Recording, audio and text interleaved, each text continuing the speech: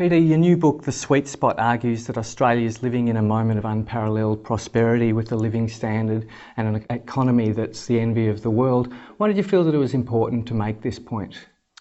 Well, the first reason was that nobody else seemed to be making it. There seemed to be a sort of a conspiracy, certainly at the political level, not to make the point, to sympathise and empathise with people's complaints, and not to make the bleedingly obvious point that you hear from visitors from other countries. You know, Tony Blair was in Australia a couple of months ago and looked around and said everybody else in the world is really envious of what you guys have done. But listening to our own political discourse, turn on the radio, look at federal politics, you'd think the entire country was falling apart. And why do you think we have this resistance to acknowledging our own prosperity? That's a very good question. And, you know, it's funny, you get hostile reactions sometimes when you tell people that things in Australia are actually pretty good. In fact, the objective evidence is there is nowhere better in the world. And this, for some reason, this is a hard pill for people to swallow, that in terms of living standards, this is the best in human existence. You know, this is very hard. Now, why? Well, first, as I say, because I don't think our political leaders want to tell us that. They're interested in pandering rather than leading. Second, because you have a whole industry that feeds off people's grudges and complaints. It's called talkback radio, mainly, and the shock jocks, who make a living out of fomenting discontent and unhappiness. And it does cater to a basic human urge to hang on to our grudges. We love a good whinge. We all do. That's fair enough. So there's some of the reasons. And I think that there may be one other factor as well. I think that we are sitting, you and I, Nick, in the only developed country in the world that hasn't had a recession in 20 years. And I think in those 20 years, we have taken as a given economic growth, low unemployment, relative prosperity. People don't seem to notice, care, appreciate anymore. I tell you what they do in other countries, but in Australia it seems to have just become assumed.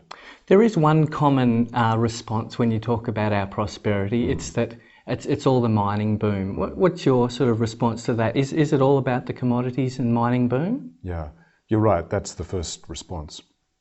And you can see where that's come from, because when we had the global financial crisis and Australia was heading into a downturn like everybody else, we managed to dodge that. And the mining industry said, well, you can thank us for that, fellas. And the federal opposition said the same thing, to dismiss any role of the government. They said, well, it's all the mining boom, it's all China. Well, it's not. It's not true. It's certainly true that mining has added to Australian incomes. It's certainly true that mining exports helped Australia get through that global downturn. But it was not a sufficient element by itself. And the story about the mining boom, we can sum it up in a couple of basic facts. Australia renovated and rejuvenated its economy not during the mining boom, which only started in 2004, but between mining booms. The last mining boom died in the Fraser government years in the early 80s. The current mining boom started in 2004 before falling in a hole with the global downturn and rising again.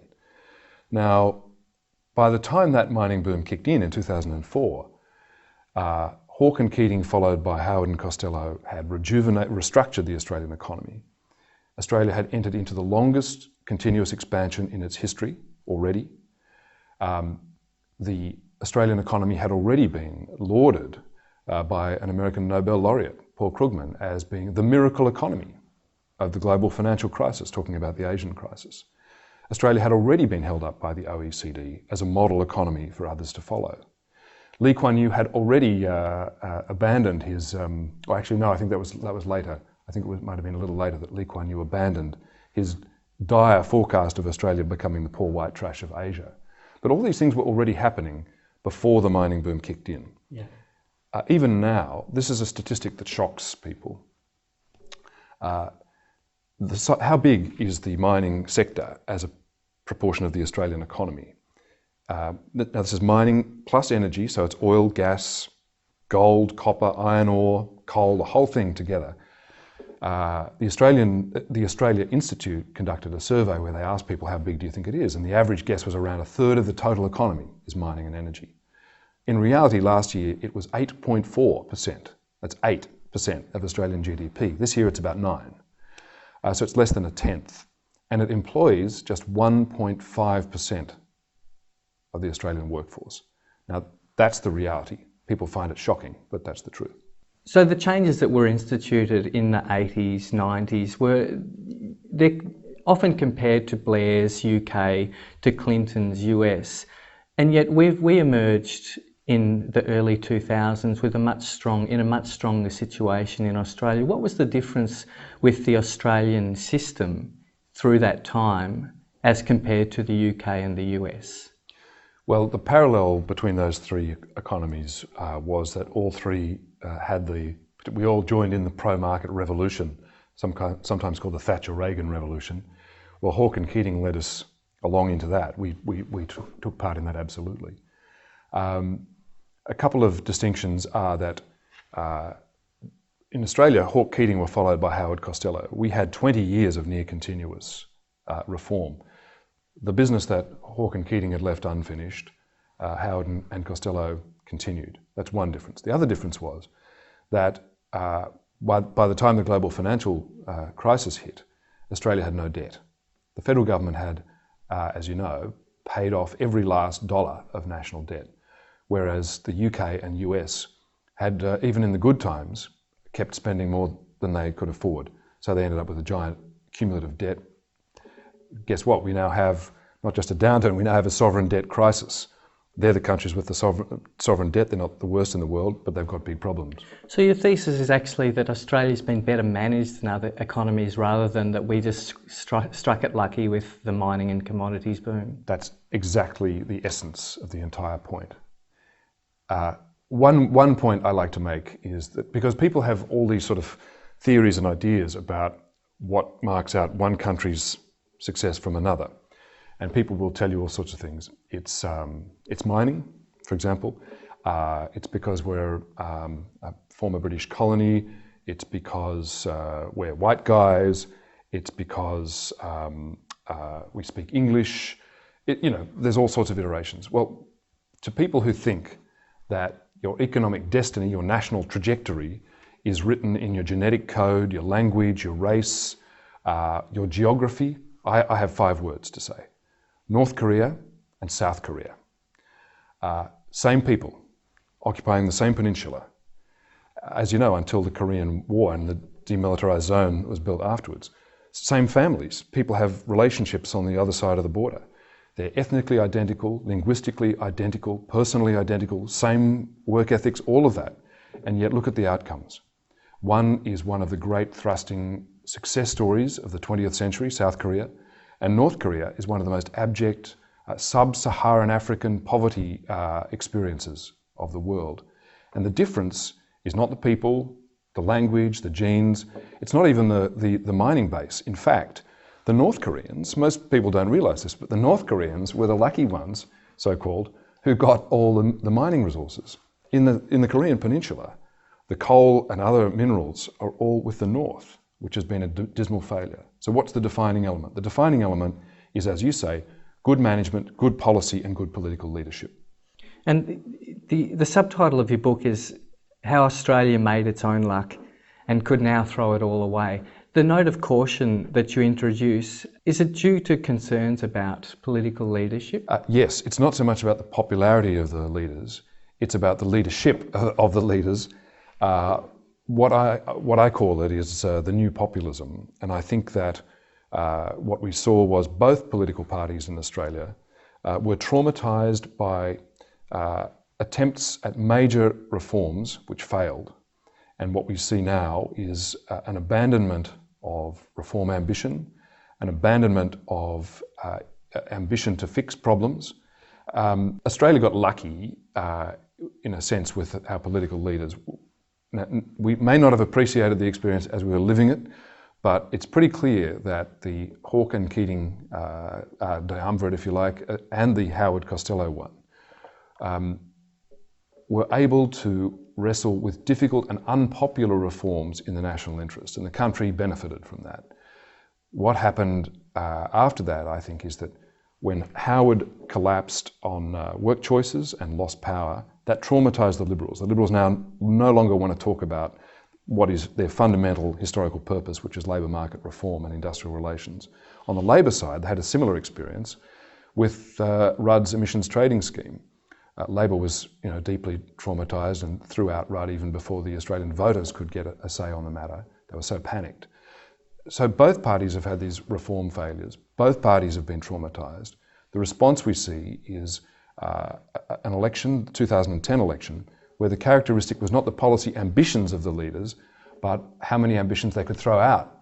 And we saw, I think, a race to the bottom populism. Now, what you can say in response to that is, and what you hear is, people say, well, but hang on, Gillard is delivering a carbon tax and a mining tax, and there's other things going on. Well, perhaps so, but she was dragged reluctantly into carbon tax and some of the other major reforms she's attempting as a condition of government for the support of the independents and the Greens. Her instinct was to throw ambition away, and she's getting in trouble now because the reforms that she is implementing, she doesn't get credit for because they're not her ideas. But my essential point is that populism struck hard. People say, what is the biggest single problem that Australia faces? Well, my answer is, it's not any one problem. My view is that the problem is that the problem-solving mechanism itself is broken, and we call that politics. Do you place a significant portion of the blame with Abbott as the opposition leader? Well, politics is yin and yang. They each respond to the other. But I guess Tony Abbott is substantially different from previous opposition leaders in the sense that John Howard allowed many of the reforms that the Hawke-Keating government made. It was Howard that let them get through, and vice versa with the Labor opposition let a lot of Howard-Costello reforms through, and yet now we have Tony Abbott, who seems reluctant to allow anything through just on pure grounds of opposition. Well, I'm very critical of both leaders. I think Tony Abbott, I think the public impression of him is quite accurate, that he is defined by not what he stands for, but by what he stands against, that he has a lack of policy ambition for the country. And I think between the two of them, they are partners in crime. I think the last election was quite funny, Abbott was shaping up against Kevin Rudd, but Gillard got rid of Rudd, and Gillard campaigned as the anti-Rudd. Oh no, I'm not going to do what he did on carbon tax. Oh no, I'm not going to do what he did on mining tax. And I'm not going to do what he did on asylum seekers. So she became an opposition leader, and she got there first. But Abbott continued as an opposition leader anyway. So at the last election, we had two opposition leaders campaigning for the prime ministership and no leader. So what are the real and present dangers to the nation at the moment? What are the sorts of things that are likely to destroy this sweet spot for us? We have to worry about a few things. And if people get the impression that writing a book called The Sweet Spot is some sort of Pollyanna, twerping about how wonderful everything is, they're wrong. I do want to point out that we've got it good, but that we've achieved it ourselves, because that should then give us some confidence and some energy to tackle the next wave of problems. So your question is, well, what are they? Australia's got after a decade of a very good experience with productivity, we've fallen in a hole. People say, well, hang on, productivity, that's just making everyone work harder. That's completely wrong. What productivity is taking the existing amounts of people's work and the existing amounts of capital and getting a bigger output from it. It's the magic pudding of economics, is to take what you've already got but continuously get more out of it. Australian productivity has been flat or negative since 2003, and we need to turn that around. The mining boom is an advantage. The Reserve Bank's best guess is that it's added about 13% to total national incomes, including our export incomes. So that's an advantage. But it's also our biggest pressing economic problem. If you look at what the mining boom has done, because mining is over here thriving and countries will pay for the exports at almost any price, it's driven up the exchange rate. And this is called the Dutch disease or the resource curse. It punishes every other exporter. So manufacturers are having a hell of a time exporting with the Australian dollar at parity to the US dollar or higher. Our third biggest service exporter, our third biggest exporter is higher education. They're getting punished by the high dollar. Tourism is getting punished by the high dollar. All of the sectors of the economy that try to export are getting hammered, except for mining. So mining has produced the exchange rate, which is punishing everybody else. This is a huge problem. The Treasury is projecting that over the next decade, the number of jobs lost in manufacturing will be about double the number lost in the last decade. So it's accelerating the destruction of the Australian manufacturing sector. This is being done as a consequence of the mining boom. So on the one hand, sure, mining is having a great old time, but everyone else is getting hammered. How do you manage that? What's left at the end of the mining boom? These are the sorts of problems that need active political management, not a race to the bottom political populism. Do you think we should be considering a sovereign wealth fund or limiting the licenses and permits that are being issued? What do you think is the sort of thing that we should be considering?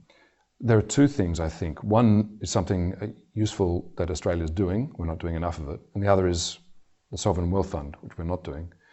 The first thing that Australia is doing is this attempt at a mining tax. Now, the essential impulse there is a very sensible, practical one. It's not ideological. It's not some class warfare concept as some would portray it. It's a very rational concept. You have a temporary boom in a non-renewable asset over here that is depressing the rest of the economy, as we've just said. So all the mining tax concept is taking some of the super profits and redistributing the benefits to the rest of the economy.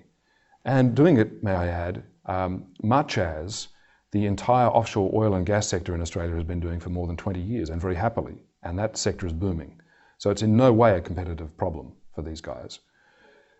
The problem with the way Australia is doing it under the current proposal from the Gillard government is that it's about this big. The problem is this big and the treatment is this big because it's so politically timid and unambitious. And then there is the thing that we're not doing, sovereign wealth fund. Everybody from the IMF on the right and through to the Australian Greens on the left can see it's an entirely obvious, sensible idea. When the minerals boom finishes, we've got to have something to show for it. Part of the logic of the continued prosperity in Australia always seems to rest also on another key idea that the population will continue to grow and it needs to continue to grow to build the economy. There's also limits to the extent to which we can grow our population. What are the sort of dangers or requirements in the area of population? One of the characteristics of the 2010 election was, without an argument, without a struggle, without a fight, both political parties gave up on what had been a national consensus, a bipartisan consensus since 1947, and that is Big Australia. You'll remember Kevin Rudd dared to speak it. Now, all his predecessors for half a century had spoken it, and it was an accepted concept. When Rudd said it, the Liberals attacked him, Labor wouldn't defend him. Within a couple of weeks, it became the idea, but dare not speak its name, after more than a century, at the heart of Australian policy. Now, why? Well, my analysis of this is that the states have failed to provide enough infrastructure to keep up with population growth, essentially. So we see mounting frustration in the cities. Sydney's perhaps the worst because we've had the most dysfunctional state government, 16 years of essentially doing nothing. But all the states have got the same problem to some degree. Population growth has been here, infrastructure building has been here, people are frustrated with public transport, roads, schools, police, underinvestment in these systems. So what we've essentially done is we have surrendered to our failures rather than aspiring to our national ambition and our long-term national vision. Do we need to be smarter about the way we do it? Absolutely. Do we need to do it better? Absolutely. But these are questions of management, not principle. And in the long run, of course, we need population growth. It's a simple, obvious statement of fact. Are there problems of sustainability? Yes, of course there are. Problems with water? Absolutely. Soil degradation? You bet. But these are problems that need management. These are not reasons to abandon the long-term national need to continue to have a population big enough so that we have a workforce large enough to support the health needs and retirement needs of Australians. If we cop this current populist embrace of we can't possibly have any population growth, we doom the country to an unsustainable, this is national death. We doom ourselves to being unable to pay for the health care and the pensions and everything else of an ageing workforce, because that's what we're stuck with. The only way around that is to increase population growth with immigration and Indigenous local growth. Otherwise, we doom ourselves to stagnation, and then long-term we become the Japan of the future, decades of nothing happening. I'd like to zoom out for a moment, because that's a good moment to look around the world, because the problems that other countries are having are similar to the ones that we sort of are seeing in our political system, in the sense that social democratic governments around the world, other democracies in developed nations, are finding it extremely difficult to govern at the moment. What's going wrong with the leftist progressive social movements around the world? Why is it not possible to have a social democracy in a developed nation anymore? It's really, I think the striking feature of our times, of course, is that we've had this cataclysmic collapse of markets and capitalism, really financial capitalism at least, around the world. And the ideas associated with the right generally would seem to have suffered a terrible body blow. And yet, look around the world, and the Anglosphere is a good illustration of the problem. All the parties of the centre-left and leftists are struggling. They're on the defensive, whether it's in countries where that leftist party, in the UK it's Labour, was in office and they're clearly responsible, have to bear responsibility. They're on the defensive. But even in countries where the left of centre party was nowhere near power at the time, the Democrats in the US clearly weren't responsible for the collapse. But they're on the defensive, and Obama, sure, he may be in power, but he's going to have trouble getting re-elected based on what we now know. So there's something pretty interesting here. Labour in Australia, Labour in New Zealand, all struggling with very low percent of the primary vote. There's something pretty interesting going on here. There's a collapse of the right, and yet the left can't exploit it. Yeah, and in Spain recently, the left-wing government was voted out. In Italy and Greece, they were right-wing governments. They weren't replaced by left-wing governments. They were replaced by technocrats. Or there doesn't seem to be a mass movement of progressive politics responding to this sort of dreadful financial situation, economic situation. What's the future of them? It is a remarkable phenomenon. I don't know what the future is, but they're not going to have much of a future unless they can organise their present. I think there's a couple of things going on. There's a sort of an ideological timidity after being bashed around for the last 30 years by the right. Ideologically, the right is dominant, and the left seems to be having trouble getting around that. There's a failure of organisation. There's a failure of the policy set that should flow from the ideology. There's just a basic lack of a plan for recovering and dealing with the current realities. In the US, it's astonishing that the big mass movement we've seen so far has been the Tea Party, from an angry right-wing populist movement. The Occupy movement, one of the questions is this going to be the left-wing analogue? Are we going to see some sort of a grassroots reaction to the Tea Party, and maybe a grassroots regeneration of the American sort of working class politics? Well, it may be, but so far that's not happening. The numbers are minuscule.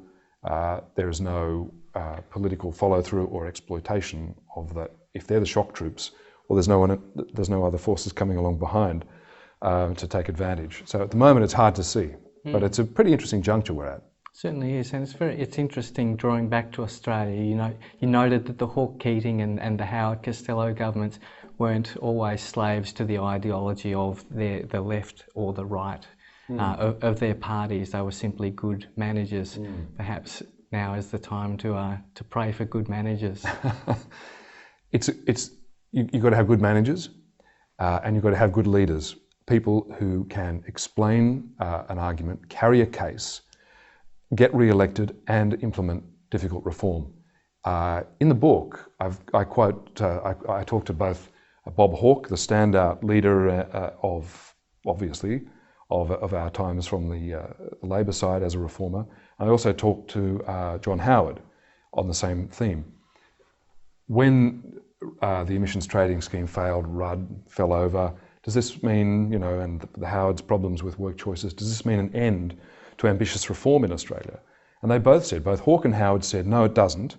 We have shown, or each of them said, I have shown, naturally, that it's possible, as long as you bring the people with you, as long as there's a consensus and a comprehension, people will follow you, you can make difficult reforms. Now, they're the masters, they say it's eminently possible. Someone's got to be able to do it. Well, I recommend they read your book. Oh, absolutely, starting point. Thanks for joining us. Pleasure.